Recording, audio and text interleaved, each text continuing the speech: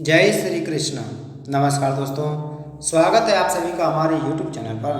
दोस्तों आज मैं आपको कार्तिक मास महात्म के अंतिम अध्याय यानी 35वें अध्याय की कथा सुना रहा हूँ। शौनक जी पूछने लगे कि दूसरे का दिया हुआ पुण्य मिलता है या बिना दिया हुआ मिलता है। सूत जी कहने लगे कि बिना दिए हुए भी मनुष्य को पाप और पुण्य दोनों मिलते हैं। सतयुग में एक के पाप और पुण्य कर्म करने से सारे देश को पाप और पुण्य मिलता है। त्रेता में ग्राम को, द्वापर में कुल को, परंतु कलयुग में केवल करने वाले को ही पाप और पुण्य मिलता है। एक पात्र में भोजन करने वाले को पाप पुण्य का आधा भाग, दूसरे की निंदा करने, सुनने या मन में चिंतन करने से पाप मिलता है।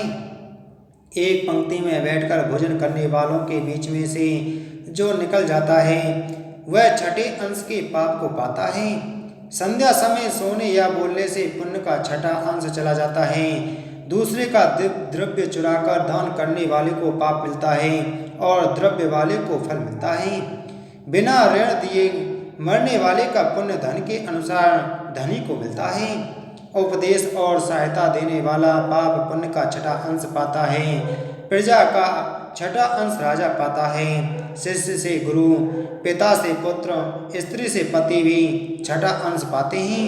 पति के चित्त के अनुसार धर्म करने वाली स्त्री पति का आधा पुण्य पाती है। इस प्रकार बिना दिए हुए भी पाप पुण्य मिलता है। इसके अनुसार एक अत्यंत पुण्य देने वाला इतिहास सुनो। पूर्व काल में उज्जैनी नाम की नगरी में ब्रह्म कर्म से भ्रष्ट, पापी, दृष्ट, बुद्धि, रस, कंबल और खाल बेचने वाला, झूठा जुआ खेलने वाला, मदरा पीने वाला तथा वैश्यागामी धनेश्वर ब्राह्मण रहता था। वह क्रय विक्रय के लिए देश देश घूमता फिरता महिष्मती की नगरी में गया और माल बेचने के लिए 1 मास तक ठहरा रहा।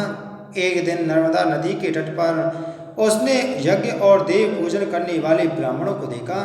पूर्णमासी को गौ ब्राह्मण का पूजन तथा दीपदान देखा। शाम को श्री शिव जी के लिए दीपदान का महोत्सव देखा। इस पूर्णिमा को दान, हवन, जय करने वाले अक्षय फल को प्राप्त होता है। महादेव जी और विष्णु में जो कोई अंतर मानते हैं उनकी पुण्य क्रिया निष्फल हो जाती है। धनेश्वर यह सब उत्सव देखता रहा। उसी रात्रि को उसे सर्प ने काट लिया। तब कुछ मनुष्य ने उसके मुख में तुलसी दल और नर्मदा जल डाला। इसके बाद वह मृत्यु को प्राप्त हो गया।